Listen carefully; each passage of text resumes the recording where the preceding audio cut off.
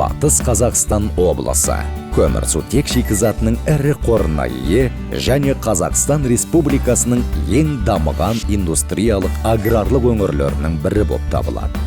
Облыстың тиімді географиялық орналасуы Еуропа мен Орта Азия мемлекеттерінің нарықтарына қолжетімділікті қамтамасыз етеді. Дәл осы Батыс Қазақстан облысында әлемдегі ең ірі мұнай-газ конденсаты кен орындарының бірі орналасқан. Мұнай кен орындарымен қатар өңірде басқа да пайдалы қазбалар көп. Өнеркәсіптік өндіріс Батыс Қазақстан облыс экономикасының негізі.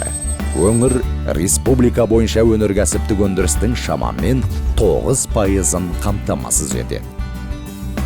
Өңірде сондай-ақ агроөнеркәсіптік кешен дамыған. Оларда астық және мал шаруашылығы өнімдері басым. Машина жасау кешені үлкен әлеуетке ие.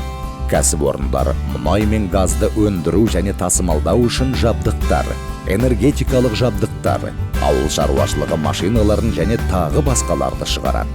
Облыстың тиімді орналасуы көлік логистикалық әлеуетті дамытуға мүмкіндік береді. Неге инвесторлар Батыс Қазақстан облысын таңдайды? Тиімді орналасуы, минералдық шикізат ресурстарының ірі қорлары, өндірістік жоғары рентабелділігі, электрмен, сумен, газбен жабдықтауға және басқа да көптеген нәрселерге төмен тарифтер. Одан әрі дамудың жоғары әлеуеті, дамыған сауда көлік байланысы. Батыс Қазақстан облысына инвестиция салыңыздар. Табысқа инвестиция салыңыздар.